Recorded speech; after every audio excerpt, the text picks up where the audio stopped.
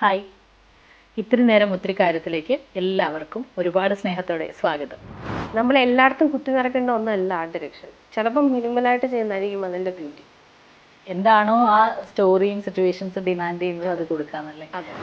എനിക്ക് ഏറ്റവും വിഷമമുണ്ടായ ഒരു കാര്യമായിരുന്നു. അതായത് ഒരു പത്രത്തിൽ ആദ്യമായിട്ട് എൻ്റെ പേര് ഒരു ലില്ലി എന്ന് പറയുന്ന പടം, അതിൻ്റെ നമ്മുടെ ടെക്നിക്ക് ആ ഒരു സാധനം ഇന്നൊരു പടം ഷൂട്ടിംഗ് നടക്കുന്നു എന്ന് പറഞ്ഞിട്ട് വരുന്നത് മുത്തുരാജീവ് എന്നായിരുന്നു. കലാസംവിധാനം മുത്തുരാജീവ്. അല്ലെങ്കിൽ മുത്തുരാജ് സാറാണെന്ന് വിചാരിച്ചിട്ടാണോന്ന് അറിയില്ല. മുത്തുരാജീവ് എന്നായിരുന്നു പേരുണ്ടായിരുന്നത്. ചെറിയ ബഡ്ജറ്റിലുള്ള പടങ്ങളായിരിക്കും മിക്കവാറും എനിക്ക് വരുന്നത്. വലിയ ബഡ്ജറ്റിലുള്ള പടം ഇപ്പം എനിക്കിപ്പോൾ ഈ പറഞ്ഞ പോലെ 4 കോടി രൂപ തന്നിട്ട് പറയാണ് ഒരു സെറ്റ് ഉണ്ടാക്കൂ, ഇന്ന രീതിയിൽ സെറ്റ് ഉണ്ടാക്കും. അജയൻ സർ ചെയ്തത് വളരെ ബ്യൂട്ടിഫുൾ ആയിട്ടാണ് ചെയ്തതെന്ന് വിചാരിച്ചിട്ട് ഞാൻ പറഞ്ഞില്ല, ഞാൻ അതിൽ നന്നായി ചെയ്യുമെന്നല്ല ഞാൻ പറയുന്നത്. പക്ഷേ എന്താണ്, എനിക്കറിയാം എനിക്കതിനുള്ള കേപ്പബിലിറ്റീസ് ഉണ്ട് എന്നുള്ളതും. അതേപോലെ തന്നെ മലയാളത്തിൽ എത്ര ടാലൻറ്റഡ് ആയിട്ടുള്ള ആൾക്കാരാണെന്നറിയോ ആർട്ടിൽ വർക്ക് ചെയ്യുന്നത്. എനിക്ക് ഒരുപാട് നമ്മൾ ചില പടങ്ങൾ അങ്ങനെയാണ്. ചില പടങ്ങൾ എന്ന് പറഞ്ഞു കഴിഞ്ഞാൽ ഇപ്പോൾ ഒരു ഡയറക്ടർ, ഇപ്പോൾ ഒരു ആർട്ട് ഡയറക്ടർ എത്തി, അദ്ദേഹത്തിൻ്റെ റെമ്യൂണറേഷൻ വർക്കൗട്ട് ആയിട്ടില്ലെങ്കിൽ അടുത്ത ആൾ എന്ന് പറഞ്ഞാൽ അങ്ങനെ അങ്ങനെ തട്ടി തട്ടി തട്ടി തട്ടി ഏറ്റവും താഴെക്കടലിലൊക്കെ നമ്മുടെ കുറച്ച് പേരുണ്ടാവും, അവരുടെ തൊട്ടേക്ക് വരും. അപ്പോൾ അങ്ങനെയുള്ള പടങ്ങൾക്ക് നമുക്ക് വർക്ക് ചെയ്യാനുള്ള സ്പേസ് ഉണ്ടാവില്ല. ചിലപ്പോൾ ഷൂട്ടിൻ്റെ ഒരു ഒരു 3 ദിവസം മുന്നേ ഒക്കെ ആയിരിക്കും നമ്മൾ വിളിക്കുന്നതും നമ്മൾ പോയി ലൊക്കേഷൻ കാണുന്നതും ഒക്കെ. ഒരു 4-5 ദിവസം വെറുതെ ചെടിക്ക് സ്പ്രേ അടിക്കലായിരിക്കും നിങ്ങളുടെ തൊഴിൽ. ചിലപ്പോൾ ഗ്ലാസ് ക്ലീൻ ചെയ്യലായിരിക്കും. ഇങ്ങനെയൊക്കെ ആയിരിക്കും. ചിലപ്പോൾ തറ തുടയ്ക്കലായിരിക്കും. പക്ഷേ ഷോർട്ടിൻ്റെ സമയത്ത്, അല്ലാത്ത സമയത്തല്ല. ബട്ട് അതെല്ലാം ചെയ്യാൻ താല്പര്യത്തോടു കൂടി വന്ന് എനിക്കിത് തന്നെ ചെയ്യണം, എനിക്ക് ഒരു ആർട്ട് ഡയറക്ടർ ആവണം എന്ന് നിശ്ചയത്തോടു കൂടി വരുന്ന ഒരാൾ മാത്രമേ വരാൻ പാടുള്ളൂ. അല്ലാതെ വന്നു കഴിഞ്ഞാൽ എനിക്ക് തോന്നുന്നില്ല സസ്റ്റെയിൻ ചെയ്യാൻ പറ്റും.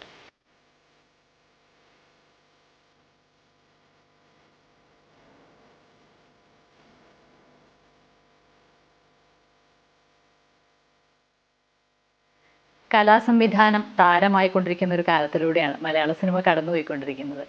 ബ്രഹ്മയുഗം, മഞ്ഞമ്പൽ ബോയ്സ് എന്നൊക്കെ പറഞ്ഞ് നമ്മൾ ഞെട്ടിക്കൊണ്ടിരിക്കുന്ന ഒരു കാലം. ഇന്നെന്തായാലും എൻ്റെ കൂടെ മിടുക്കിയായ ഒരു കലാസംവിധായികയാണ് Dundu Ranjeev Radha. Dundu, welcome to the show. പേര് ഞാൻ കറക്റ്റായിട്ട് പറഞ്ഞു? സമാധാനം. ഒരുപാട് നന്ദിയുണ്ട്. അല്ലെങ്കിൽ മിക്കവാറും എന്ത് ഇൻ്റർവ്യൂ ആയിക്കഴിഞ്ഞാലും എന്തായിക്കഴിഞ്ഞാലും ഒരു പ്രാവശ്യമെങ്കിലും ഞാൻ കറക്റ്റ് ചെയ്യേണ്ടി വരാറുണ്ട്. അല്ലെങ്കിൽ ഒന്നിക്ക് ദുന്ദു അല്ലെങ്കിൽ ഡുണ്ടു എന്നായിരിക്കും, അല്ലെങ്കിൽ രാജീവ് ആയിരിക്കും. എൻ്റെ അച്ഛൻ്റെ പേര് രഞ്ജീവ് എന്നാണ്, പക്ഷേ രഞ്ജീവ് എന്നാണ്. പക്ഷേ ആൾക്കാർ രഞ്ജീവ് അല്ലെങ്കിൽ രാജീവ്, രഞ്ജിത്ത് അങ്ങനെ പലതും പറയാറുണ്ട്. എൻ്റെ പേര് ഫസ്റ്റ് ടൈം എനിക്ക് ഏറ്റവും വിഷമമുണ്ടായൊരു കാര്യമായിരുന്നു. അതായത് ഒരു പത്രത്തിൽ ആദ്യമായിട്ട് എൻ്റെ പേര് ഒരു ലില്ലി എന്ന് പറയുന്ന പടം, അതിൻ്റെ നമ്മുടെ ടെക്നിക്ക് ആ ഒരു സാധനം ഇന്നൊരു പടം ഷൂട്ടിംഗ് നടക്കുന്നു എന്ന് പറഞ്ഞിട്ട് വരുന്നത് മുത്തുരാജീവ് എന്നായിരുന്നു. കലാസംവിധാനം മുത്തുരാജീവ്. ഇനി മുത്തുരാജ് സാറാണെന്ന് വിചാരിച്ചിട്ടാണോന്ന് അറിയില്ല. മുത്തുരാജീവ് എന്നായിരുന്നു പേരുണ്ടായിരുന്നത്. അതങ്ങനെയല്ല, ഈ ടഫായ പേരുകൾ വരുമ്പോൾ നമ്മൾ പറയില്ലേ, നിന്നെ ഞാൻ മാളൂട്ടി എന്ന് വിളിക്കും, ശശി എന്ന് വിളിക്കും എന്ന് പറഞ്ഞതിൽ ആയിരിക്കണം. എൻ്റെ പേര് പക്ഷേ വേറൊരു ബെനിഫിറ്റ് എന്താണെന്ന് വെച്ച് കഴിഞ്ഞാൽ ഞാൻ പരിചയപ്പെടുന്ന ഒട്ടുമിക്ക ആൾക്കാർ രണ്ടാമതെൻ്റെ പേര് ചോദിക്കുകയും ചെയ്യും, മറക്കുകയും ചെയ്യില്ല. പിന്നീട് എൻ്റെ മുഖം മറന്നു കഴിഞ്ഞാലും പേര് മറക്കില്ല. എങ്ങനെയാ അങ്ങനെ ഒരു പേര്? എൻ്റെ ചേച്ചിയുടെ പേര് കുക്കു എന്നാണ്. ഞാൻ ജനിച്ചത് 80 ആ ഒരു കാലഘട്ടത്തിലായപ്പോൾ അവിടെ ഈ റൈമിങ് വേർഡ്സ് ആണല്ലോ ശരിക്കും പറഞ്ഞു കഴിഞ്ഞാൽ. ഒരു ഇപ്പോൾ സന്ധ്യക്കാണെങ്കിൽ എന്താണ് സിന്ധു, അങ്ങനെ ആ ഒരു റൈമിങ് അങ്ങനെയാണല്ലോ വരിക. ചിഞ്ചു, മഞ്ജു അങ്ങനെയൊക്കെ വരുന്നത്. അത് കാരണം കുക്കു എന്ന് പേര് എൻ്റെ ചേച്ചിക്ക്, അതും വേറൊരു കഥയാണ്, അത് അവളുടെ കഥയായതുകൊണ്ട് ഞാൻ പറയുന്നില്ല. അപ്പോൾ കുക്കു എന്ന് പേര് എൻ്റെ ചേച്ചിക്ക് ഉണ്ടായിരുന്നു. അപ്പം അങ്ങനെ 2 അക്ഷരം വരുന്ന ഒരു പേര് വേണം, അത് ഏതാണ്ടൊക്കെ ഒരുപോലെ പ്രൊനൗൺസ് ചെയ്യണം എന്നുള്ള ഒരു ഇത് കാരണം അച്ഛൻ കുറേ അന്വേഷിച്ച് കഷ്ടപ്പെട്ട് കുറേ പേരുകൾ തപ്പി, ജിജി അത് ഇത് അങ്ങനെ കുറേ പേരുകൾ തപ്പി. ഫൈനലി അച്ഛൻ ദുന്ദു എന്ന് പറഞ്ഞ പേരിൽ വന്നിട്ട് സ്റ്റക്കായി. അത് ശബ്ദസാരനാണ് അച്ഛന് കിട്ടിയത്. അത് ഇന്നും അണ്ടർലൈൻ ചെയ്ത് വെച്ചിട്ടുണ്ട്. സൗണ്ടുമായിട്ട് ബന്ധപ്പെട്ട എന്തെങ്കിലും മീനിങ് ആണോ? അല്ല, അതിന് വ്യത്യസ്തമായ വിപരീത അർത്ഥങ്ങൾ വരെയുണ്ട്. അതായത് കൃഷ്ണന്റെ അച്ഛൻ്റെ ഒരു പേരായിട്ട് പറയുന്നത്, നന്ദഗോപരുടെ വേറൊരു പേരായിട്ട് ദുന്ദു എന്ന് പറയാറുണ്ട്. അതേപോലെ ശിവന്റെ കയ്യിലെ ഢമരു ദുന്ദുഭി ആണ്. ദുന്ദുഭം എന്ന് പറയുന്നത് വിഷമാണ്. അപ്പോൾ അങ്ങനെ ഒരുപാട് അർത്ഥങ്ങളുണ്ട്. ആദ്യമായിട്ടാണ് ഗസ്റ്റിനെ കൊണ്ടുവന്ന് തുടക്കത്തിൽ തന്നെ എനിക്ക് ഇത്രയും ജനറൽ നോളജ് ഷെയർ ചെയ്യാൻ പറ്റുന്നത്. അതിൽ എനിക്ക് വളരെയധികം സന്തോഷമുണ്ട്. കൂടി പറഞ്ഞുതരാം, വടക്കേ ഇന്ത്യയിൽ എവിടെയോ ഒരു നദിയോ അങ്ങനെ എന്തോ ഉണ്ട്. Oh my God. ഇനി കമ്മിങ് ടു ദ പോയിന്റ്, നമ്മളിവിടെ ഇരുന്ന കാര്യത്തിലേക്ക് വരാം. എനിക്കറിയാവുന്ന ദുന്ദു വിഷ്വൽ കമ്മ്യൂണിക്കേഷൻ എടുത്ത ഒരാളാണ്. അത് നാച്ചുറലി ഈ കലയോടുള്ള ഒരു താല്പര്യമായിരിക്കാം. അല്ലെങ്കിൽ ചിലപ്പോൾ ചിലർ ഇപ്പം നല്ല സ്കോപ്പ് അവിടെയാണെന്നുള്ളതാവാം, ചിത്രം വരയ്ക്കും തോന്നുന്നു അല്ലേ?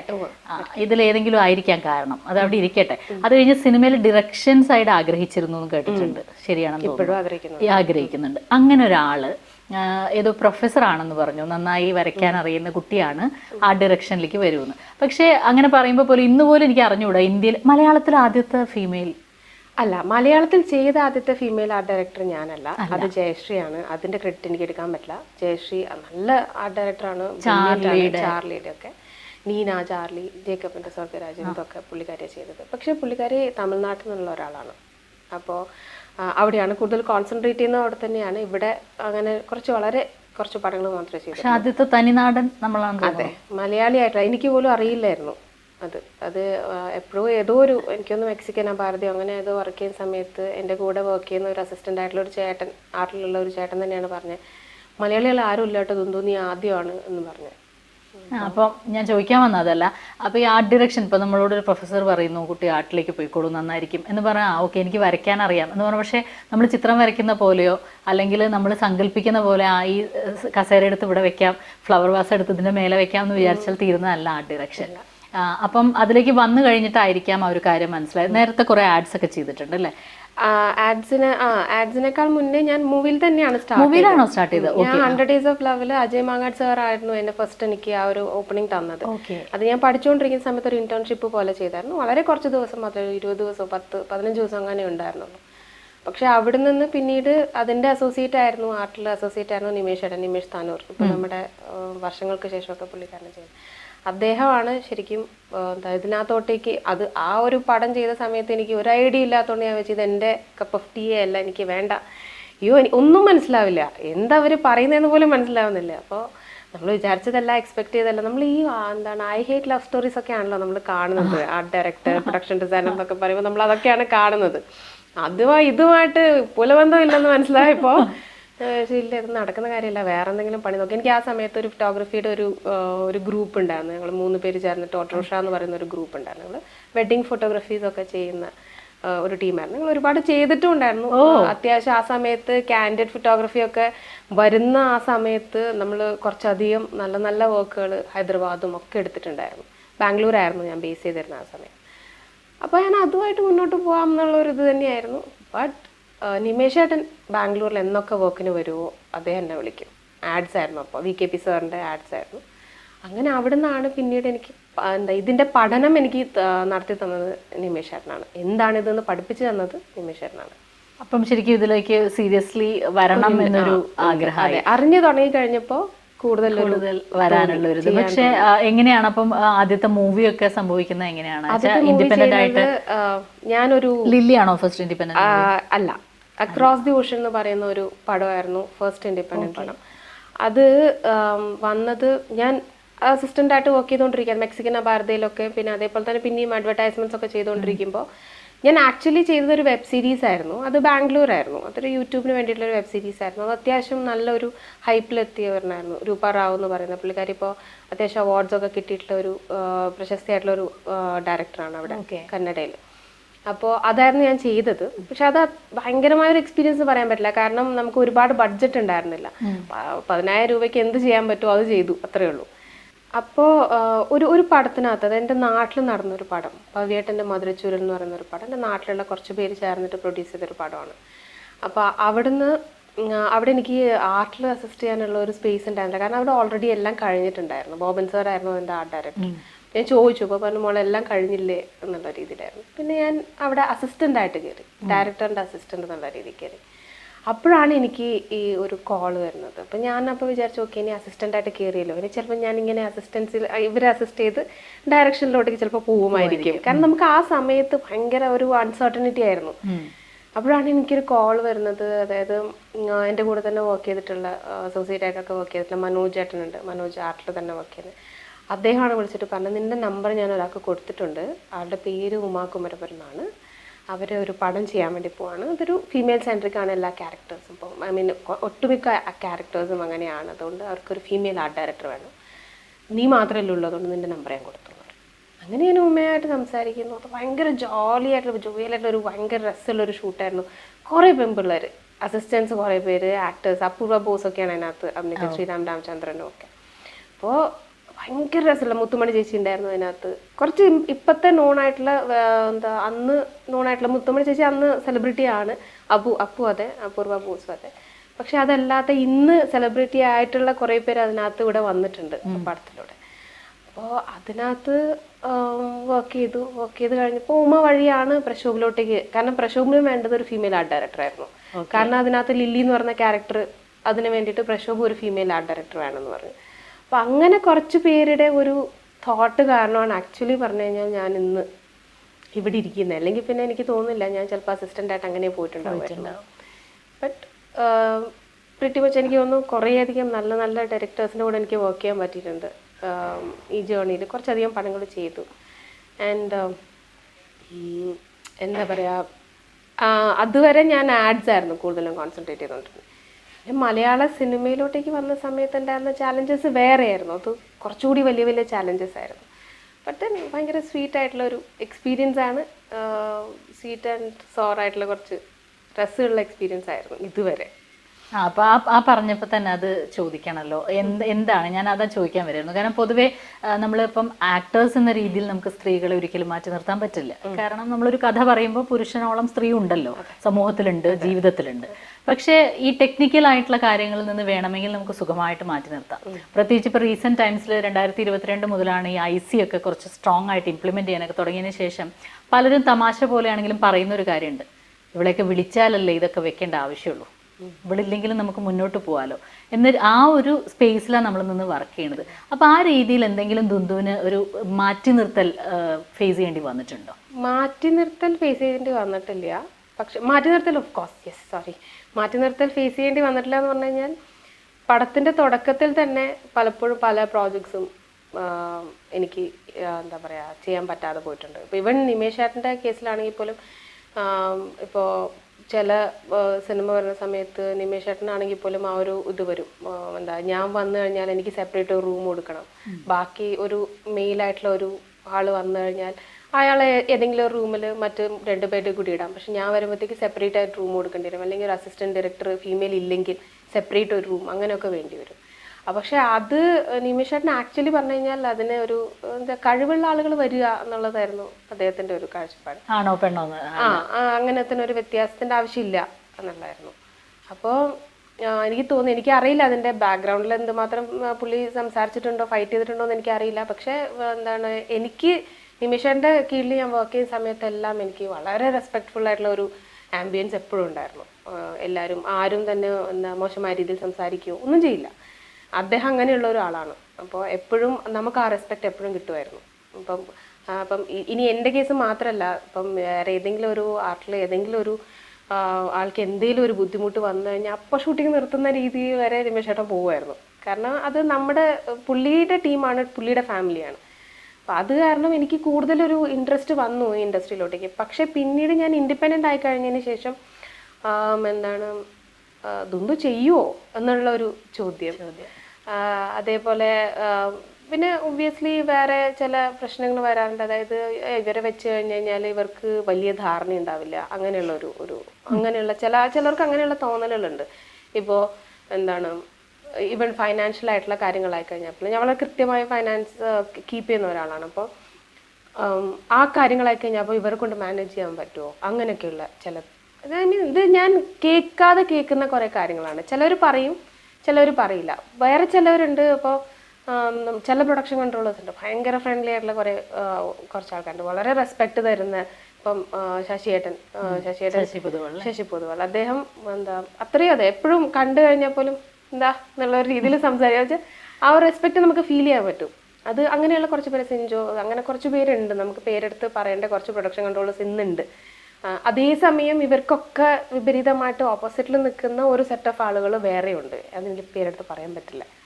അത് ഞാൻ അനുഭവിച്ചിട്ടുണ്ട് അതിൻ്റേതായിട്ടുള്ള. കാരണം ഞാൻ എന്തുകൊണ്ടാണ് ആ ഇൻഡസ്ട്രിയിലുള്ളത് എന്നുള്ള ചോദ്യത്തിന് അവർക്ക് വേറെ പല ഉത്തരങ്ങളുമായിരിക്കും. പക്ഷെ നമുക്കത് കറക്റ്റ് ചെയ്യാൻ പോകേണ്ട കാര്യമില്ല. നമുക്കറിയുന്ന കാര്യങ്ങൾ നമ്മൾ ചെയ്യുന്ന ഉത്തരമാണ്. അപ്പം ഇത്തരം മാറ്റി നിർത്തലുകൾ ഇപ്പം ആദ്യം ഡയറക്ടർ പറയും ഇന്നാൾ വേണം എനിക്ക് ആർട്ട് ഡയറക്ടറായിട്ടാണ്, പ്രൊഡക്ഷനിലുള്ള ഒരാൾ വരും, അവർ വരുമ്പോഴേക്കും അവർ പറയും വേണോ, നമ്മുടെ കയ്യിൽ വേറൊരാളുണ്ട് നല്ല ആളാണ് എന്ന് പറയും. അപ്പോൾ പുതിയ ഡയറക്ടർ ആയിരിക്കും, ആദ്യമായിട്ട് സിനിമ ചെയ്യുന്നതായിരിക്കും. പുള്ളിയുടെ ഹാൻഡ്സ് വുഡ് ബി ടൈറ്റ്. അപ്പോൾ പുള്ളിക്ക് വേറൊരു ഓപ്ഷൻ ഇല്ല, അല്ലെങ്കിൽ പ്രൊഡ്യൂസർ പോവും. അങ്ങനെയൊക്കെ വരുമ്പോഴേക്കും പുള്ളി ഫൈറ്റ് ചെയ്ത് നിന്ന് കഴിഞ്ഞാൽ പിന്നെ ത്രൂ ഔട്ട് ആ സിനിമ മുഴുവൻ ഞാൻ ഈ പറയുന്ന ഡയറക്ടർ വെച്ചിരിക്കുന്ന ബാക്കിയുള്ള ആരൊക്കെയാണോ അവർ സഫർ ചെയ്യേണ്ടി വരും. Through out A to Z അവർക്ക് പ്രശ്നങ്ങൾ മാത്രമേ, ഇതേ പ്രശ്നങ്ങൾ എല്ലാ സെറ്റിലും ഉണ്ടാവുമായിരിക്കും. പക്ഷെ അതല്ല, ഇവിടെ വരുമ്പോഴത്തേക്കും പ്രത്യേകിച്ച് അത് ഇന്നാള് കാരണമാണെന്നുള്ള രീതിയിൽ പോയിന്റ് ഔട്ട് ചെയ്യും. ദുന്ദു എന്നൊരു പെൺകുട്ടി, അതായത് പെൺകുട്ടിയാണ്. ഇപ്പൊ ദുന്ദു എന്നൊരാളെന്നല്ല, അത് ഏത് പെൺകുട്ടിയാണെങ്കിലും ആ കുട്ടി അവിടെ വന്നതുകൊണ്ടാണ് ഈ പ്രശ്നം. ഏത് XYZ ആണെങ്കിലും അങ്ങനെയുള്ള പ്രശ്നങ്ങൾ വരും. ഇപ്പൊ ആ ഡയറക്ടർക്ക് വേറെ ഒരു നിവൃത്തി ഉണ്ടാവില്ല. അവർ പറയും ഓക്കെ ദുന്ദു വേറെ ഓപ്ഷൻ ഇല്ലടാ. ഞാൻ വളരെയധികം ഇൻവെസ്റ്റ് ചെയ്തിട്ട് 1.5 വർഷത്തോളം ഇൻവെസ്റ്റ് ചെയ്ത് എൻ്റെ ടൈം ഇൻവെസ്റ്റ് ചെയ്ത ഒരു പ്രോജക്റ്റ് ഉണ്ടായിരുന്നു. പ്രോജക്റ്റ് ഞാൻ പറയുന്നില്ല, വളരെ അടുത്ത സുഹൃത്താണ് എൻ്റെ ഡയറക്ടർ. അദ്ദേഹത്തിന് ഒരു പോയിന്റ് കഴിഞ്ഞപ്പോൾ എൻ്റെ അടുത്ത് ചോദിച്ചു, അത് വെച്ചാൽ ഞാനുമായിട്ട് അത്യാവശ്യം സ്വരച്ചേർച്ച ഇല്ലാത്ത ഒരാളായിരുന്നു അതിൻ്റെ പ്രൊഡ്യൂസർ അല്ല, അസോസിയേറ്റ് ഡയറക്ടർ. അപ്പോൾ ആ അസോസിയേറ്റ് ഡയറക്ടർ ത്രൂ ആണ് പ്രൊഡ്യൂസർ വന്നത്. അപ്പോൾ കഴിഞ്ഞ 8 വർഷത്തോളമായിട്ട് ഈ പറയുന്ന പടം നടക്കാൻ വേണ്ടി ഈ ഡയറക്ടർ കഷ്ടപ്പെട്ടിട്ടുണ്ടായിരുന്നു. അപ്പോൾ എൻ്റെ അടുത്ത് ചോദിച്ചു, അതെന്തോ ഇന്ന ആളാണ് ചെയ്യുന്നത്. ഞാൻ പറഞ്ഞു എനിക്ക് പറ്റില്ല. എനിക്ക് പുള്ളിയുടെ അടുത്ത് പേഴ്സണലി ഒരു വിരോധം ഉണ്ടായിട്ടല്ല, പക്ഷേ വല്ലാത്ത രീതിയിൽ ഞങ്ങൾ അന്ന് ആ ഒരു സമയം, ഇന്ന് ഞാൻ സുഹൃത്താണ് പുള്ളിയുടെ, പക്ഷെ അന്നത്തെ സമയത്ത് ഒരു പടം കാരണം ഞാനും അദ്ദേഹം ഒരുപാട് അടിയൊക്കെ ഉണ്ടാക്കി, വാക്തർക്കങ്ങളൊക്കെ ഉണ്ടാക്കി, ഫോണിലൂടെയൊക്കെ ഫൈറ്റ് ചെയ്തൊക്കെ ചെയ്തിട്ട് ഉണ്ടായൊരു സിറ്റുവേഷൻ ആയിരുന്നു. ഞാൻ പറഞ്ഞു എനിക്ക് പറ്റില്ല, ഇപ്പോഴത്തെ ഒരു സിറ്റുവേഷനിൽ എനിക്ക് അദ്ദേഹത്തിനോട് വർക്ക് ചെയ്യാൻ പറ്റില്ല. നാളെ ചിലപ്പോൾ പറ്റുമായിരിക്കും, പക്ഷെ എനിക്ക് പറ്റില്ല. അപ്പോൾ പറഞ്ഞു ആണോ, പക്ഷെ അയാളാണ് പ്രൊഡ്യൂസർ കൊണ്ടുവന്നത്. ഞാൻ പറഞ്ഞു കുഴപ്പമില്ല, എനിക്ക് കുഴപ്പമില്ല, ഞാൻ എനിക്ക് ബുദ്ധിമുട്ടൊന്നുമില്ല, കാരണം ഞാൻ എൻ്റെ പീസ് ഓഫ് മൈൻഡിന് വേണ്ടിയാണ് ആ പടം ഒഴിവാക്കുന്നത്. അപ്പോൾ എനിക്ക് കുഴപ്പമില്ല. എനിക്ക് ഒരുപാട് നമ്മൾ ചില പടങ്ങൾ അങ്ങനെയാണ്. ചില പടങ്ങൾ എന്ന് പറഞ്ഞു കഴിഞ്ഞാൽ ഇപ്പോൾ ഒരു ഡയറക്ടർ, ഇപ്പം ഒരു ഡയറക്ടർ എത്തി അദ്ദേഹത്തിൻ്റെ റെമ്യൂണറേഷൻ വർക്കൗട്ട് ആയിട്ടില്ലെങ്കിൽ അടുത്ത ആൾ എന്ന് പറഞ്ഞാൽ അങ്ങനെ തട്ടി ഏറ്റവും താഴെക്കടലിലൊക്കെ നമ്മുടെ കുറച്ച് പേരുണ്ടാവും, അവരുടെ അടുത്തോട്ടേക്ക് വരും. അപ്പോൾ അങ്ങനെയുള്ള പടങ്ങൾക്ക് നമുക്ക് വർക്ക് ചെയ്യാനുള്ള സ്പേസ് ഉണ്ടാവില്ല. ചിലപ്പോൾ ഷൂട്ടിൻ്റെ ഒരു 3 ദിവസം മുന്നേ ഒക്കെ ആയിരിക്കും നമ്മളെ വിളിക്കുന്നതും നമ്മൾ പോയി ലൊക്കേഷൻ കാണുന്നതും ഒക്കെ. ബട്ട് അത്തരം സിനിമകളിൽ നമുക്ക് ഒരുപാട് ക്രിയേറ്റീവായിട്ടൊന്നും ചെയ്യാനില്ല, അന്നന്ന് കാര്യങ്ങൾ ചെയ്ത് കൊടുക്കുക എന്നുള്ളത് മാത്രമേ ഉള്ളൂ. പക്ഷേ ഈ ഒരു പടം അല്ലെങ്കിൽ അതുപോലെ കുറച്ച് പടങ്ങളുണ്ട്, നമ്മൾ ഒരുപാട് ടൈം ഇൻവെസ്റ്റ് ചെയ്യും. ഇത് എപ്പോൾ സ്റ്റാർട്ട് ചെയ്യുന്നൊന്നും അറിയില്ല, പക്ഷേ അതിൻ്റെ പ്രീ പ്രൊഡക്ഷനിൽ നമ്മൾ ഒരുപാട് ഇരിക്കും. ഓരോ സീനിലും ഡയറക്ടറും DOPയും ഞാനും ഒരേ പേജിൽ വന്ന് നിൽക്കേണ്ട വെച്ചാൽ, ഒരു ലൊക്കേഷൻ ആണെങ്കിലും ഇന്ന കളേഴ്സ്, ഇന്ന കാര്യങ്ങൾ ഇന്ന രീതിയിൽ ചെയ്യണം, കോസ്റ്റ്യൂംസിന് ഇന്ന കളർ കൊടുത്തു കഴിഞ്ഞാൽ ബാക്ക്ഗ്രൗണ്ടിൽ ഇന്ന രീതിയിൽ എഫക്റ്റ് വരും. ഇതിന് ഇങ്ങനെയൊക്കെ ചിന്തിച്ചിട്ടായിരിക്കും നമ്മളത് ചെയ്തിട്ടുണ്ടാവുക. ഇങ്ങനെയുള്ള എലമെൻറ്റ്സ് കൊണ്ടുവന്നു കഴിഞ്ഞാൽ അത് വേറൊരു കഥ പറയും, അത് പറയാതെ ഒരു കഥ പറയും. അങ്ങനെയൊക്കെയുള്ള കുറേ തോട്ട് പ്രോസസ്സ് അതിനകത്ത് പോയിട്ടുണ്ടായിരുന്നു. അതിന് അതെല്ലാം ഇല്ലാണ്ടായി. അത് ഭയങ്കര വിഷമമുള്ള കാര്യമാണ്. ചിലപ്പോൾ അങ്ങനെയൊക്കെ സംഭവിക്കും, പക്ഷേ അതിപ്പോൾ നമുക്ക് എന്താ പറയുക, പാർട്ട് ഓഫ് ദ ജേർണിയാണ്. So it's fine.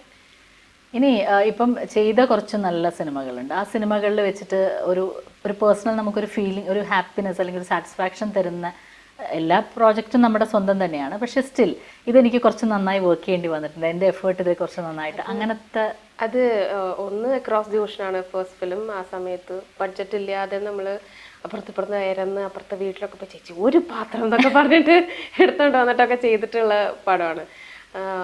അതുകൊണ്ട് ആ ഒരു ഫീല് വേറെയാണ്. പിന്നെ എനിക്ക് ലില്ലി, കാരണം ലില്ലിയിലും ഇതേപോലെ ഒരു പോയിന്റ് കഴിഞ്ഞപ്പോൾ ബഡ്ജറ്റ് തീർന്നു പോയപ്പോൾ നമുക്ക് അപ്പുറത്ത് പച്ചിലയും അത് ഇതൊക്കെ പറിച്ചു, കാരണം അതിനകത്ത് ഒരുപാട് സെറ്റ് വർക്കിൻ്റെ കാര്യങ്ങളുണ്ടായിരുന്നു.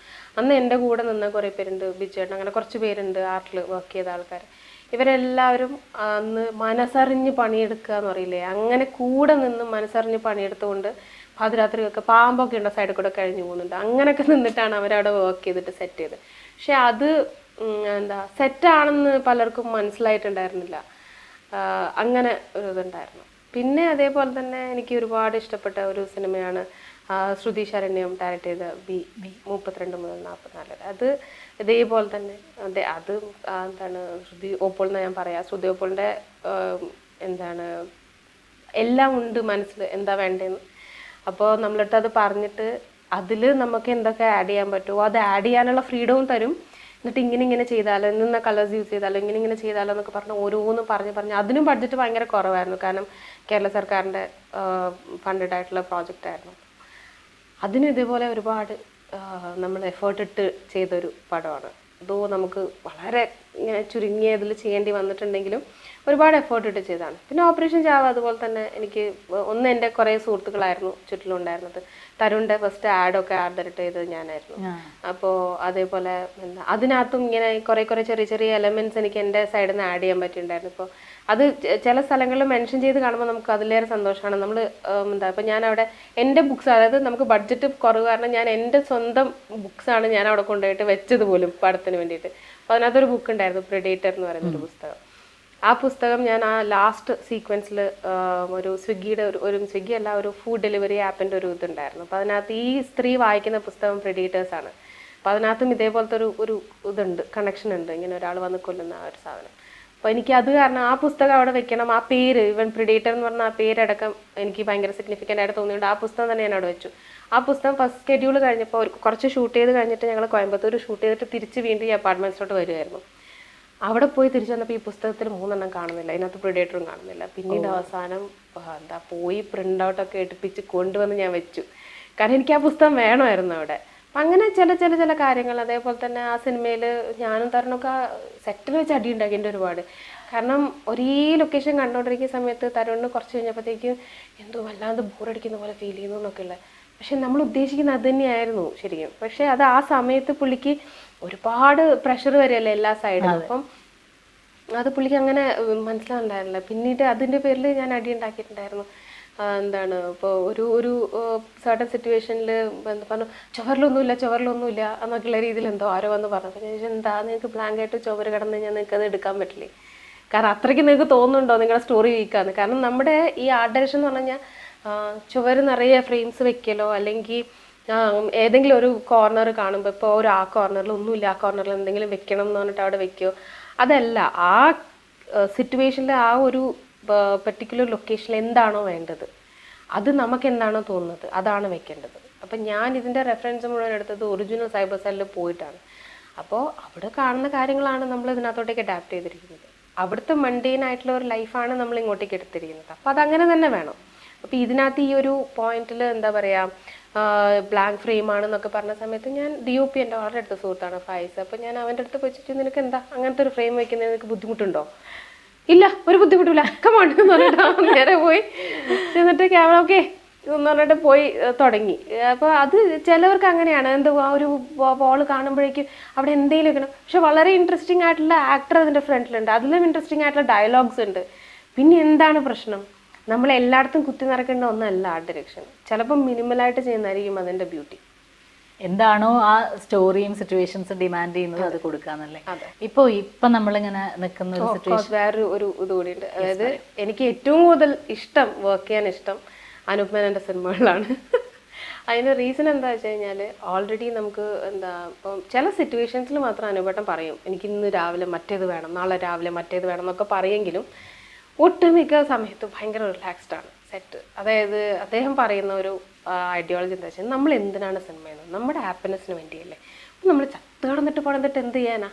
നമുക്ക് ഇപ്പോൾ അതേപോലെ ചില ദിവസങ്ങളിൽ എല്ലാവരും ടയേർഡാണെന്ന് തോന്നുന്നില്ല, എന്നാൽ പിന്നെ നമുക്ക് പാക്കപ്പ് ചെയ്യാം 6:30 എന്നാൽ പിന്നെ നമുക്ക് പാക്കപ്പ് ചെയ്യാം. കാരണം പുള്ളി എങ്ങനെയാണ്, പുള്ളിക്ക് എന്താണ് ഈ പറഞ്ഞ മാതിരി എന്താ എല്ലാവരെയും കൊണ്ട് കഷ്ടപ്പെടുത്തി. പക്ഷെ ചില സിറ്റുവേഷൻസിൽ നമുക്ക് ചെയ്യണം എന്നുള്ളപ്പോൾ നമ്മൾ തന്നെ അറിഞ്ഞുകൊണ്ട് നിൽക്കും. 3 മണിയോ ചിലപ്പോൾ 6 മണി വരെ നമ്മൾ നിൽക്കും. കാരണം എന്താ, അങ്ങനെയാണ് അദ്ദേഹം നമ്മളെ കൂടെ.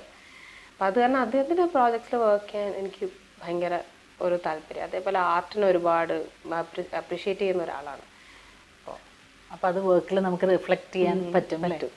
ഒരു സജഷൻ കൊടുത്തു കഴിഞ്ഞാലാണെങ്കിലും അദ്ദേഹത്തിന് അത് ആണോ അങ്ങനെ ചെയ്യാം എന്ന് പറയും. ഇപ്പൊ അനുപേടെ കൂടെ പത്മ ചെയ്തു, കിങ്ഫിഷ് ആയിരുന്നു ഫസ്റ്റ് ചെയ്തത്, പിന്നെ പത്മ ചെയ്തു, പിന്നെ ഇപ്പോൾ സെൻട്രല എന്ന് പറഞ്ഞിട്ടൊരു പടം ചെയ്തിട്ടുണ്ടായിരുന്നു, ദിൽഷ പ്രസന്നൊക്കെ ഉണ്ടായിരുന്നു ആ പടം.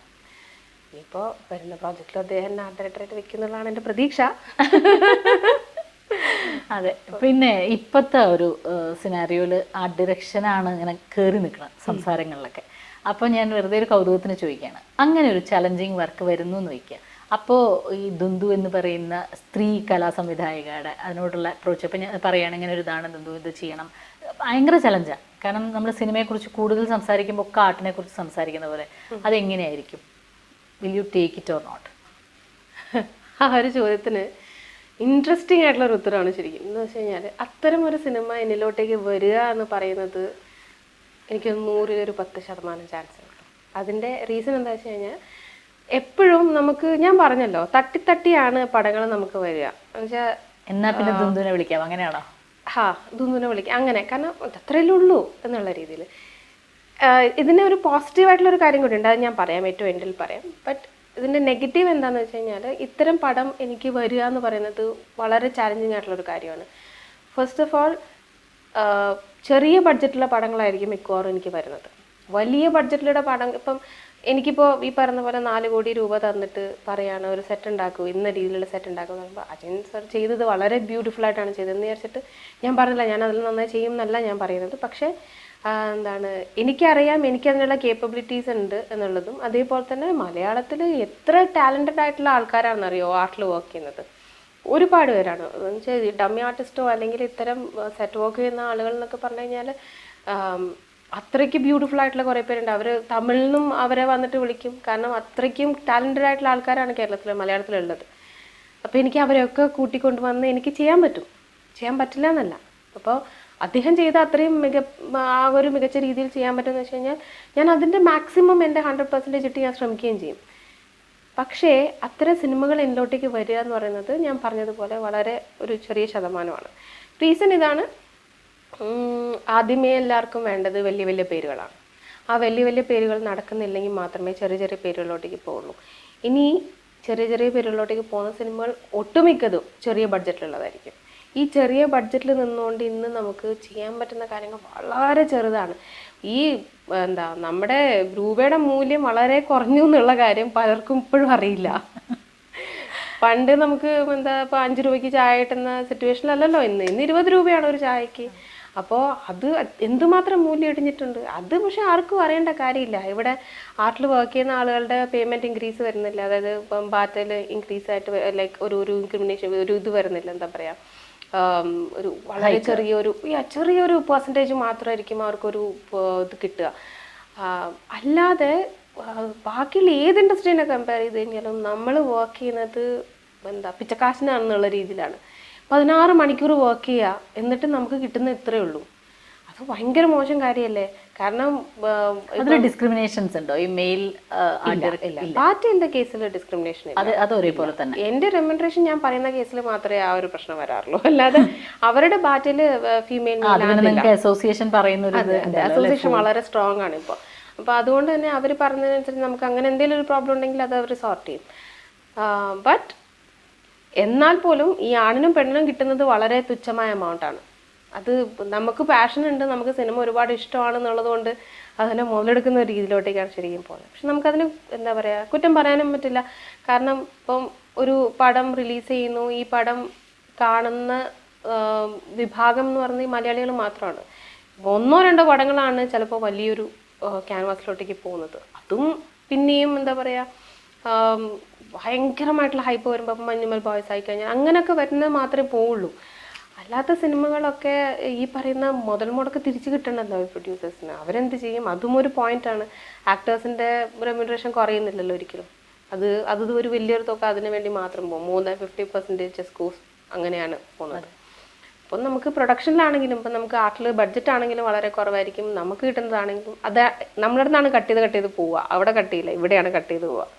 അപ്പം അത് ഈ പറയുന്ന രീതിയിൽ വലിയ പ്രശ്നമാണ്. പെർട്ടിക്കുലർലി ചെറിയ സിനിമകൾ വരുമ്പോൾ ചെറിയ എമൗണ്ടിൽ ആയിരിക്കും ആർട്ടിൽ ബഡ്ജറ്റ് ഉണ്ടാവുക.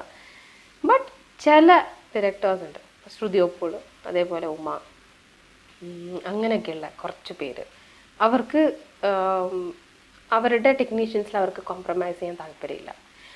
അതേപോലെ തന്നെ ഇപ്പോൾ റീസെൻ്റ്ലി ഞാനൊരു ചെറിയൊരു വർക്ക് ചെയ്തായിരുന്നു. അതൊരു ഫിലിമോ ഒന്നുമല്ല, ചെറിയൊരു വർക്കായിരുന്നു. അതൊരു പ്രോബ്ലി ഒരു 80 മിനിറ്റ്സിൽ താഴെയുള്ള ഒരു ഷോർട്ട് ഫിലിമോ ഷോർട്ട് മൂവിന്നോ അല്ലെങ്കിൽ ഒരു സീരീസ് ആയിട്ടോ അവരൊരു എന്താ പറയുക, ഒരു എക്സ്പെരിമെൻറ്റ് പോലെ ചെയ്തതാണ്. എന്തിനാന്ന് വെച്ച് കഴിഞ്ഞാൽ അവർക്കൊരു വലിയ പ്രോജക്റ്റ് ചെയ്യണം. അതിന് മുന്നേ പ്രൊഡ്യൂസേഴ്സിനെ കാണിക്കാൻ വേണ്ടി ഒരു ചെറിയ പ്രോജക്റ്റ് ചെയ്തു. അത് ഡയറക്റ്റ് ചെയ്തിരിക്കുന്ന അജാസ് പൂക്കാട് എന്ന് പറയുന്ന എൻ്റെ ഒരു സുഹൃത്താണ്, എഡിറ്ററാണ് പുള്ളി. അദ്ദേഹത്തിന് ഭയങ്കര ഐഡിയാസും കാര്യങ്ങളൊക്കെ ആയിരുന്നു. എൻ്റെ അടുത്ത് ഈ കാര്യം വന്ന് പറയുന്ന സമയത്ത് എൻ്റെ അടുത്ത് ചോദിച്ച ഒരു കാര്യം, ദുന്ദുവിന് എപ്പോഴാണ് സൗകര്യം, നമുക്ക് അപ്പം ചെയ്യാം എന്നാണ് പറഞ്ഞത്. അത് വലിയൊരു കാര്യമല്ലേ. കാരണം എൻ്റെ അടുത്ത് വന്നിട്ട് പറയാണ് തുന്നുവിൻ്റെ ഡേറ്റിനനുസരിച്ചിട്ട് ഞാൻ ഷൂട്ട് ചെയ്യാമെന്ന് പറയുമ്പോൾ അതൊരു വലിയ കാര്യമല്ലേ. അപ്പോൾ എൻ്റെയും മേക്കപ്പ് ആർട്ടിസ്റ്റ് ഉണ്ടായിരുന്നു അതിനകത്ത്, സ്വാമി നരസിംഹസ്വാമിയാണ് മേക്കപ്പ് ചെയ്തത്. ഞങ്ങളുടെ രണ്ടുപേരുടെയും സൗകര്യത്തിനനുസരിച്ചാണ് അത് ചെയ്തത്. കാരണം ആർട്ടിന് അത്ര ഇമ്പോർട്ടൻസ് ഉണ്ട് അതിനകത്ത്. അത് ചെയ്തു, കംപ്ലീറ്റ് ചെയ്തു, ഒരുപാട് സാറ്റിസ്ഫാക്ഷൻ കിട്ടി. പൈസയല്ല കിട്ടിയത്, പൈസ കിട്ടിയിട്ടില്ല. പക്ഷേ എന്താണ്, അത് എൻ്റെ അടുത്ത് ആദ്യമേ പറഞ്ഞിരുന്നു, അതായത് ഇനി ഒരു വർക്ക് വരുന്നുണ്ടെങ്കിൽ നമ്മൾ ഒരുമിച്ച് തന്നെ ചെയ്യുള്ളൂ. ബട്ട് എന്താ ഇപ്പം ഇത് നമുക്ക് ചെയ്യണം, എൻ്റെ സൗകര്യത്തിനനുസരിച്ചിട്ട് എന്താണ് ഡേറ്റും എടുത്തിട്ട് പുള്ളി ഡേറ്റ് ഫിക്സ് ചെയ്തിട്ട് ഞങ്ങളത് ചെയ്ത് തീർത്തു. വളരെ ചെറിയ ബഡ്ജറ്റിൽ, വളരെ ചെറിയ ഒരു എന്താണ് ഒരു ഒരു ഒരു ഒരു നമ്മുടെ എന്താ പറയുക, ഈ പറഞ്ഞൊരു ബോർഡർ ഇട്ടിട്ടേ, ആ ബോർഡർ എന്ന് പറഞ്ഞാൽ വളരെ ചെറിയ ഒരു ചെറിയ സർക്കിളാണ്, അതിൻ്റെ ഉള്ളിൽ നിന്നിട്ടാണ് നമ്മൾ വർക്ക് ചെയ്തത്. ബട്ട് ഔട്ട്പുട്ട് ഭയങ്കര ബ്യൂട്ടിഫുൾ ആയിരുന്നു. ഒരുമിച്ച് നിന്നതുകൊണ്ടായിരിക്കണം ഔട്ട്പുട്ട് ഭയങ്കര ബ്യൂട്ടിഫുൾ ആയിരുന്നു. അപ്പം അങ്ങനെയൊക്കെയുള്ള ചില വിരലെണ്ണാവുന്ന കേസസ് വരും. ഇപ്പം നാളെ അജാസ് വലിയൊരു പടം ചെയ്യുമ്പോൾ എനിക്കൊരു ഹോപ്പുണ്ട്, ഓക്കെ അജാസ് എന്നെ വിളിക്കുമായിരിക്കും എന്നുള്ളത് എനിക്കൊരു ഹോപ്പുണ്ട്. ബട്ട് ചില ആളുകൾ അങ്ങനെയുണ്ട്, ഇതുപോലുള്ള ആളുകളുണ്ട്. അല്ലാതെ ചില ആളുകളുണ്ട്, അവരെങ്ങനെയാണെന്ന് വെച്ച് കഴിഞ്ഞാൽ നമുക്ക് ഇപ്പം ഇത് ചെറുതായിട്ട് ചെയ്യാം കേട്ടോ, പക്ഷെ നമുക്ക് അടുത്തതിൽ നല്ല വലിയൊരു പ്രോജക്റ്റ് ചെയ്യാം എന്ന് പറയും. ആ വലിയ പ്രോജക്റ്റ് അവർ ചെയ്യും, നമ്മളുണ്ടാവില്ല, വേറെ വലിയ വലിയ ആൾക്കാരായിരിക്കും അതിനകത്തുണ്ട്. അപ്പം നമുക്കിപ്പോൾ ഈ പറഞ്ഞ പോലെ ഒരു ഈ എന്താ ഒന്നേന്ന് പറഞ്ഞു വരുന്ന ആക്ടേഴ്സിനെ മാതിരി തന്നെയാണ്, അവർക്ക് ഒരു ബ്രേക്ക് കിട്ടുന്ന എന്തെങ്കിലും ഒരു ഇത് വരണം, എന്നാൽ മാത്രമേ അവർക്ക് ആ ഒരു വലിയ ബ്രേക്ക് കിട്ടി വലിയ വലിയ കഥാപാത്രങ്ങളോട്ട് പോകും. ഇല്ലെങ്കിൽ അവർ പിന്നെയും ചെറിയ ക്യാരക്ടേഴ്സ് ചെയ്തു പോകുമല്ലോ. അതേപോലെ തന്നെയാണ് ഇപ്പോൾ എൻ്റെ സിറ്റുവേഷൻ, അത് തന്നെയാണ്. അപ്പം അതുകൊണ്ട് തന്നെ ഞാനിപ്പോൾ ഒരു ചെറിയ ബ്രേക്ക് എടുത്തിരിക്കുകയാണ്, സോ ദാറ്റ് എനിക്ക് തന്നെ മനസ്സിലാവണം ഞാൻ എന്താണ് ചെയ്തുകൊണ്ടിരിക്കുന്നത്. എനിക്ക് ഈ ചെറുത് അല്ലെങ്കിൽ എന്താ പറയുക, എപ്പോഴും ഈ പറഞ്ഞ മാതിരി നമ്മൾ ഒരു പടം നന്നാൻ വേണ്ടിയിട്ടാണ് പ്രൊഡ്യൂസറിൻ്റെ അടുത്ത് ആർട്ടിന് വേണ്ടിയിട്ട് ബഡ്ജറ്റ് വയ്ക്കുന്നത്, അല്ലാതെ എനിക്ക് വീട്ടിൽ കൊണ്ടുപോകാനല്ലല്ലോ. പക്ഷെ അത് ചോദിക്കുമ്പോൾ ഞാനെന്താ പറയുക, കിഡ്നി ചോദിച്ച മാതിരിയാണ്. ഇപ്പോഴല്ലേ തന്നത്, ഇപ്പം തന്നെന്ന് വെച്ച് കഴിഞ്ഞാൽ ഒന്ന് അപ്പുറം പോയി ഇപ്പുറം വരുമ്പോൾ പെട്രോൾ ചെലവ് തന്നെയുണ്ട് അത്രയും. അപ്പോൾ അങ്ങനെയൊക്കെ വർക്ക് ചെയ്തിട്ട് ഒരു വല്ലാത്തൊരു ടയേർഡായിട്ടുള്ളൊരു അവസ്ഥയിലാണ് ഞാനുള്ളത്. ഞാൻ വെച്ചൊരു കൊച്ചിരി ഒരു ബ്രേക്ക് എടുത്തിട്ട് ഇനി എന്താ എനിക്ക് ഇഷ്ടമുള്ള റിഫ്രഷ്ഡ് ആയിട്ടുള്ള എനിക്ക് ഇഷ്ടമുള്ള ഏതെങ്കിലും ഒരു പ്രോജക്റ്റിൽ നിന്ന് സ്റ്റാർട്ട് ചെയ്യാം. എന്നാൽ പിന്നെ അങ്ങോട്ടേക്ക് പോകുമ്പോൾ കുറച്ചും കൂടി ഒരു സന്തോഷം ഉണ്ടാവും, ഇല്ലെങ്കിൽ പിന്നെ മടുത്തു പോകും.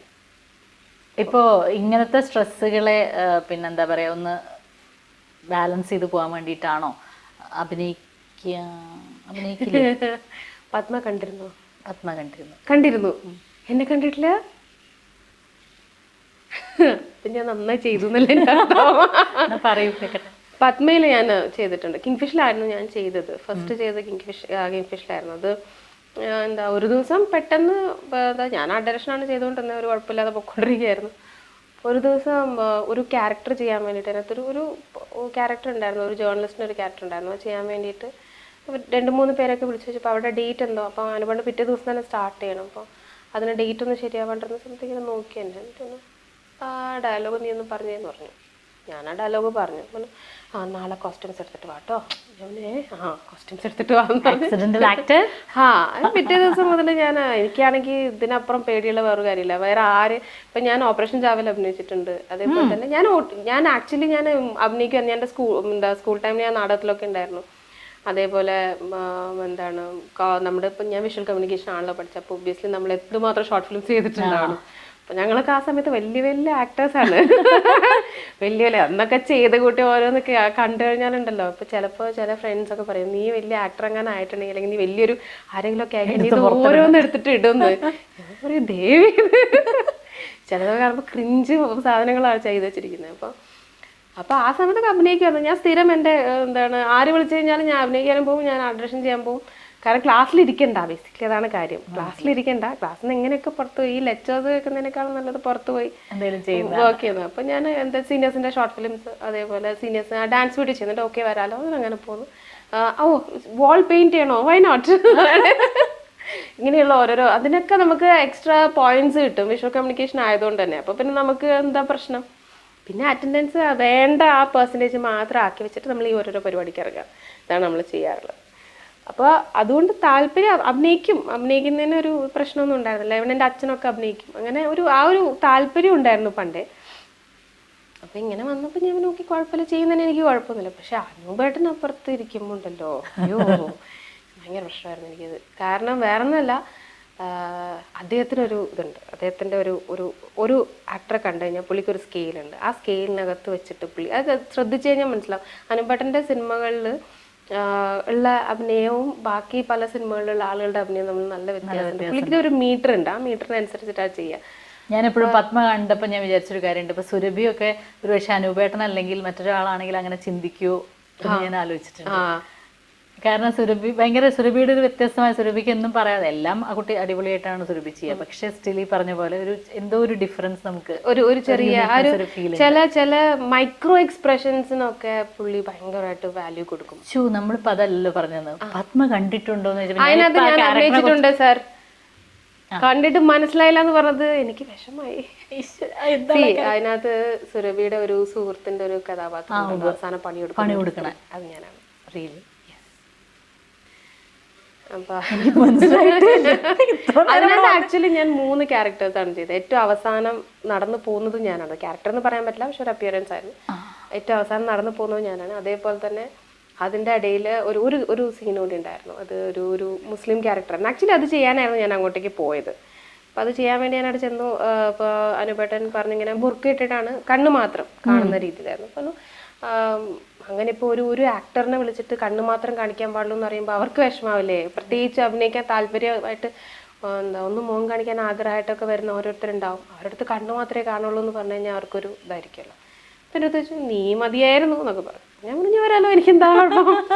അങ്ങനെ ഞാൻ എന്നിട്ട് പോയി അത് ചെയ്യാൻ വേണ്ടിയിട്ടാണ് ഞാൻ പോയി അത് ചെയ്തു. പക്ഷെ ആ സീൻ എങ്ങനെ എടുത്ത് കട്ട് ചെയ്ത് കളഞ്ഞു, അത് വേറെ. എന്നിട്ട് അന്ന് അതിൻ്റെ ഒരു സീൻ കൂടി ഉണ്ട് ചെയ്യാൻ വാ എന്ന് പറഞ്ഞിട്ട് അങ്ങനെ വിളിച്ച ദിവസം എടുത്ത് വന്നിട്ട് സാരി ഉണ്ടോ, ഞാൻ പറഞ്ഞു ഉണ്ട്, എന്നാൽ അതുകൂടി എടുത്തിട്ട് വന്നു. സുരഭിയുടെ ഫ്രണ്ട്സായിട്ട് കുറച്ച് പേരുണ്ട്, അപ്പോൾ ആളെ തികഞ്ഞില്ലെങ്കിൽ നീ കയറി ഇരിക്കേണ്ടി വരും എന്ന് പറഞ്ഞു. ഞാൻ പറഞ്ഞു ശരി. അങ്ങനെ ഞാൻ കയറി ഇരുന്ന് അങ്ങനെയാണ് പിന്നീട് അതിനകത്ത് ത്രൂ ഔട്ടുള്ള ഒരു ക്യാരക്ടറായിട്ട് ഞാൻ മാറിയത്. അപ്പോൾ അങ്ങനെ അത് ചെയ്തിട്ടുണ്ട്. പിന്നെ ഓപ്പറേഷൻ ചാവയിലൊരു ക്യാരക്ടർ ചെയ്തിട്ടുണ്ട്.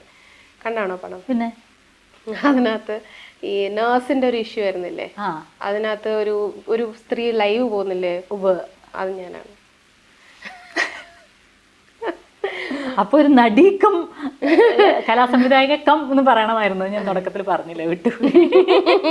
അല്ല പക്ഷെ അത് ഞാൻ പറഞ്ഞല്ലോ എന്ന് വെച്ചാൽ ഞാനത് കോൺസെൻട്രേറ്റ് ചെയ്യുന്ന ഒരു ഫീൽഡ് അല്ല. ഞാൻ അത് ചോദിക്കാനാ വന്നത്. ഇനി മുന്നോട്ട് പോകുന്തോറും ഏതിലായിരിക്കും കൂടുതൽ എനിക്ക് എന്താ ക്യാരക്ടേഴ്സ് കിട്ടിയാൽ ഞാൻ ചെയ്യും. ഇപ്പൊ ആരെങ്കിലും ഇങ്ങനെ ചെയ്യാനുണ്ട് വരുമോ എന്ന് ചെയ്യുമെന്ന് വെച്ച് കഴിഞ്ഞാൽ ഞാൻ ചെയ്യും. നന്നായിട്ടുണ്ട് പിന്നെ ആളുകൾ വിളിക്കുകയാണെങ്കിൽ മാത്രമേ ഞാൻ ചാർജ് ചെയ്യുള്ളൂ, അതിന് ഞാൻ ചാർജ് ചെയ്യില്ല. കാരണം എൻ്റെ കോൺസെൻട്രേഷൻ അതല്ലല്ലോ. എൻ്റെ പ്രൊഫഷൻ എന്ന് പറയുന്നത് ഞാൻ ഈ പറഞ്ഞ മാതിരി അഡിറക്ഷനാണ്. അഡിറക്ഷൻ മാത്രമല്ല, എനിക്ക് എൻ്റെ ലൈഫ് മുന്നോട്ട് പോകുന്ന അനുസരിച്ച് എനിക്ക് സ്ക്രിപ്റ്റ് ചെയ്യണമെന്നുണ്ട്, എനിക്ക് ഡയറക്റ്റ് ചെയ്യണമെന്നുണ്ട്, അങ്ങനെയുള്ള ആഗ്രഹങ്ങളൊക്കെ ഉണ്ട്. പക്ഷെ ചെയ്യാൻ പറ്റുന്നറില്ല കേട്ടോ. കാരണം ഇപ്പോൾ ശ്രുതിയോപ്പളൊക്കെ ഇരുന്നിട്ട് ചെയ്യുന്നത്, ഉമ്മയൊക്കെ ഇരുന്ന് ചെയ്യുന്നത് കാണുമ്പോൾ ഞാൻ വിചാരിക്കും അതൊന്നും പറ്റിയില്ല, അപ്പോൾ എനിക്ക് വേണ്ട, ഞാൻ ഇവിടെ അങ്ങനെ ഒതുങ്ങി നിന്നോളാം എന്നുള്ളതൊക്കെ തോന്നാറുണ്ട്. പക്ഷേ എവിടെ ഉള്ളിൽ ആ ഒരു ആഗ്രഹമുണ്ട്, ചെയ്യണം, ഡയറക്റ്റ് ചെയ്യണം എന്നുള്ളൊരാഗ്രഹമുണ്ട്. അപ്പോൾ ഈ ബ്രേക്ക് കഴിഞ്ഞ് ഉടനെ പുറത്തേക്ക് വരുന്ന സമയത്ത് ചെയ്യുന്ന ഏതെങ്കിലും പ്രോജക്റ്റുകൾ കമ്മിറ്റഡ് ആണോ?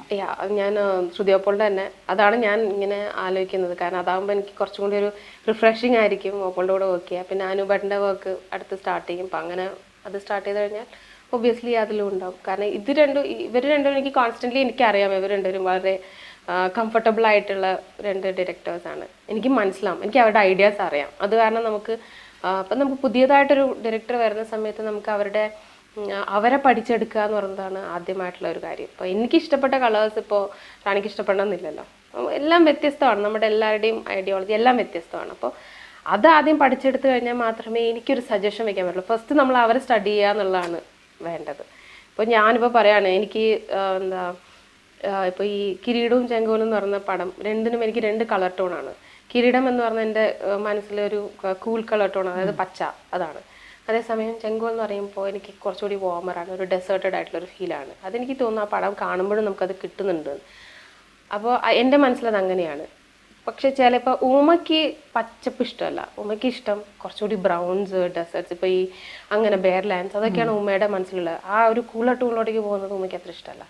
അതേസമയം ഇപ്പോൾ അനുപേട്ടനാണെങ്കിൽ കുറച്ചും കൂടി ലഷസ് ആയിട്ടുള്ള ഗ്രീൻസ്, അതൊക്കെയാണ് അദ്ദേഹത്തിന് ഇഷ്ടമുള്ളത്. അപ്പോൾ അത് ആദ്യം നമ്മൾ പഠിച്ചെടുക്കേണ്ട ഒരു കാര്യമാണ്. അത് കഴിഞ്ഞതിന് ശേഷം മാത്രം നമ്മളൊരു കളർ പാലറ്റ് ഡിസ്കസ് ചെയ്യാൻ പാടുള്ളൂ, ഇല്ലെങ്കിൽ നമുക്ക് പണി കിട്ടും.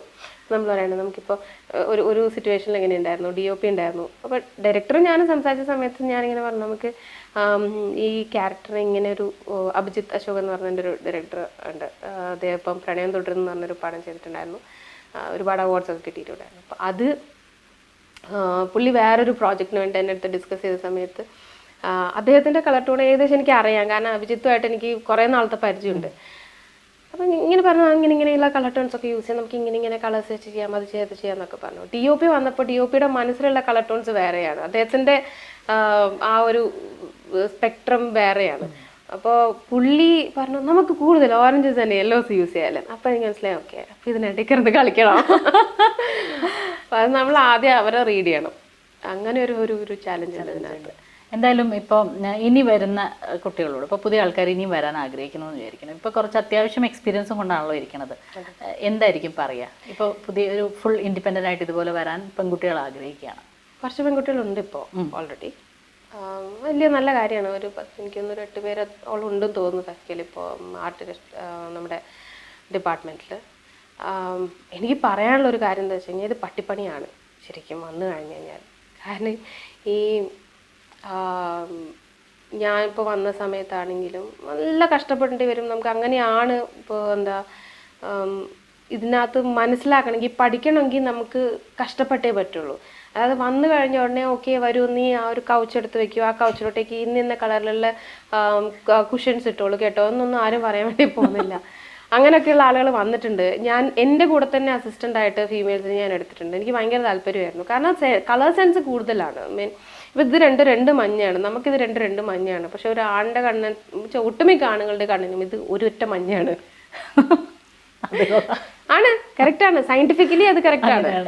അവരുടെ കളർ റോഡ്സിൻ്റെ എന്തോ ഒരു ഇതാണ്, റെറ്റിനൽ സംതിങ് ആണ്, എനിക്കറിയാൻ പാടില്ല. പക്ഷെ ഞാൻ പഠിച്ചത് വെച്ച് എനിക്ക് മനസ്സിലാക്കാൻ പറ്റിയൊരു കാര്യം എന്താ വെച്ച് കഴിഞ്ഞാൽ ഇവരുടെ കളർ സ്പെക്ട്രം നമുക്ക് കുറച്ചും കൂടി വെറൈറ്റീസ് ഓഫ് കളേഴ്സ് കാണാൻ പറ്റും സ്ത്രീകൾക്ക്. പുരുഷന്മാർക്കത് ഒട്ടുമിക്ക ആളുകൾക്കും കാണാൻ പറ്റില്ല. അപ്പം അവർക്ക് പിങ്കാണ്, പക്ഷെ അതിനകത്ത് പീച്ച് ഉണ്ട്, ബേബി പിങ്ക് ഉണ്ട്, മോവ് ഉണ്ട്, മറ്റേതുണ്ട്, കുറച്ച് ഇതൊക്കെ ഉണ്ട്. പക്ഷെ ഇതൊന്നും അവർക്കില്ല, അവർക്ക് അതെല്ലാം പിങ്കാണ്. അപ്പോൾ അത് കാരണം പെൺകുട്ടികൾ വരുമ്പോൾ നമുക്ക് കുറച്ചും കൂടി എളുപ്പത്തിൽ കാര്യങ്ങൾ സംസാരിക്കുകയും ഒക്കെ ചെയ്യാൻ പറ്റും. സെൻസ് കൂടുതലാണ്, അതൊക്കെ ഉണ്ട്. പക്ഷേ എൻ്റെ കൂടെ വന്ന വർക്ക് സ്റ്റാർട്ട് ചെയ്ത ആദ്യത്തെ ആൾ, ആ കുട്ടി ഇന്ന് ഇൻഡസ്ട്രിയിൽ ഇല്ലയെന്ന് തോന്നുന്നു. അവൾ അസിസ്റ്റൻ്റ് ഡയറക്ടറിൻ്റെ അസിസ്റ്റൻ്റ് ആയിരുന്നു. അപ്പോൾ എൻ്റെ കൂടെ അസിസ്റ്റ് ചെയ്യാൻ വേണ്ടിയിട്ട് വിട്ടു. എനിക്ക് താല്പര്യം ചേച്ചി എന്ന് പറഞ്ഞിട്ട് അങ്ങനെ വന്നു. ആദ്യത്തെ ദിവസം കഴിഞ്ഞ് രണ്ടാമത്തെ ദിവസം ഇപ്പോൾ കരച്ചിലായി, എനിക്ക് പറ്റുന്നില്ല എന്ന് പറഞ്ഞിട്ട് കരച്ചിൽ. ഞാൻ അതിനപ്പുറം ഓടുന്നുണ്ട്, ഈ കൊച്ചു ഓടുന്നതിൻ്റെ ഡബിൾ ഞാൻ ഓടുന്നുണ്ട്. കാരണം വളരെ ചെറിയ ബഡ്ജറ്റിലുള്ള പടമാണ്. പക്ഷേ പറ്റുന്നില്ല ചേച്ചി എന്നിട്ട് ഭയങ്കര കരച്ചിൽ. ചേച്ചി എന്നെ വഴക്ക് പറയുന്നത്. ഞാൻ വഴക്കല്ല പറയുന്നത് കുട്ടി, ഞാൻ ഒച്ചത്ത് സംസാരിക്കുന്നതേ ഉള്ളൂ. ഭയങ്കര കരച്ചിലായിരുന്നു. പിന്നെ അത് സോർട്ട് ചെയ്യാൻ കുറേ സമയം എടുത്തു. രണ്ടാമത് വന്ന ഒരു കുട്ടി എന്ന് പറഞ്ഞു കഴിഞ്ഞാൽ ഇതേപോലെ തന്നെയായിരുന്നു. അതായത് ആദ്യം ഭയങ്കര ശുഷ്കാന്തിയോടുകൂടി വർക്ക് ചെയ്തു. കളർ സജഷൻസ് ഒക്കെ പറയുമ്പം ഇതെന്തോ ഇതിനേക്കാൾ നല്ലത് ഇതല്ലേ എന്നൊക്കെ ഞാൻ പറഞ്ഞു. ഓക്കെ പൊയ്ക്കോ, കുഴപ്പമില്ല, രണ്ടും തമ്മിൽ വലിയ വ്യത്യാസമൊന്നുമില്ല എടുത്തോ എന്നുള്ള രീതിയിലായിരുന്നു. അത് കഴിഞ്ഞ് ഒരു 4 ദിവസം കഴിഞ്ഞപ്പോൾ എനിക്ക് പീരീഡ്സാണ്, എനിക്ക് പറ്റണില്ല എന്ന് പറഞ്ഞു. നമ്മൾ നോക്കി കുഴപ്പമില്ല, റെസ്റ്റ് എടുത്തോ, നമ്മൾ റെസ്റ്റ് കൊടുക്കണ്ടേ, റെസ്റ്റ് എടുത്തോ. അത് കഴിഞ്ഞ് ഞാൻ എൻ്റെ കൂടെ തന്നെയായിരുന്നു ആ കൂടി താമസിച്ചിരുന്നത്. അപ്പോൾ അത് കഴിഞ്ഞിട്ട് 2 ദിവസം കഴിഞ്ഞപ്പോൾ എനിക്ക് വീട്ടിൽ പോകണം എന്ന്. ശരി പൊക്കോ. അപ്പം ഇതെല്ലാം നമ്മൾക്ക് ഹാൻഡിൽ ചെയ്യാൻ പറ്റും എന്നുള്ള ആ മനസ്സും കൂടി വെച്ച് വേണം. അതായത് എന്ത് വന്നു കഴിഞ്ഞാൽ എനിക്കിനി തിരിച്ച് പോകണ്ട എന്ന് വിചാരിച്ച ആ ഡയറക്ഷനിലോട്ട് വരുമല്ലോ.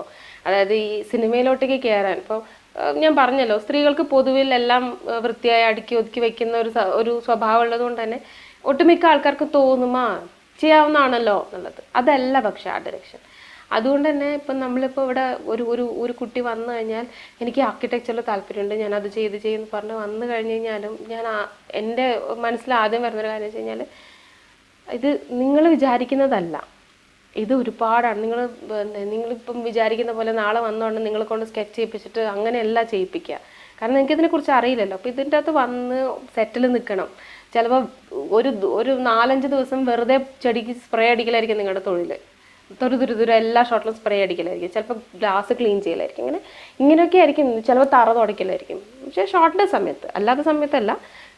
ബട്ട് അതെല്ലാം ചെയ്യാൻ താല്പര്യത്തോടു കൂടി വന്ന് എനിക്കിത് തന്നെ ചെയ്യണം, എനിക്ക് ഒരു ആർട്ട് ഡയറക്ടർ ആവണം എന്ന് നിശ്ചയത്തോടു കൂടി വരുന്ന ഒരാൾ മാത്രമേ വരാൻ പാടുള്ളൂ. അല്ലാതെ വന്നു കഴിഞ്ഞാൽ എനിക്ക് തോന്നുന്നില്ല സസ്റ്റെയിൻ ചെയ്യാൻ പറ്റും. എന്തായാലും ഇനി ഈ ഒരു ഇൻ്റർവെൽ ഇപ്പോൾ അടുത്തൊരു ബ്രേക്ക് കഴിഞ്ഞിട്ടുള്ള തിരിച്ചു വരുന്ന ഒരു ഫേസ് ഗംഭീരമാവട്ടെ ദന്തുവിന്. ആക്ടിങ്ങിലും ആർട്ട് ഡയറക്ഷനിലും പിന്നെ നേരത്തെ പറഞ്ഞ ഡ്രീം ഒക്കെ അടിപൊളിയാവട്ടെ. ഈ ഒരു സമയം നമ്മൾ തമ്മിലിങ്ങനെ ഇരിക്കാൻ പറ്റിയതിൽ ഒരുപാട് സന്തോഷമുണ്ട്. Thank you so much. ഇത്തിരി നേരം ഒത്തിരി കാര്യവുമായി വീണ്ടും കാണാം അടുത്ത ആഴ്ച.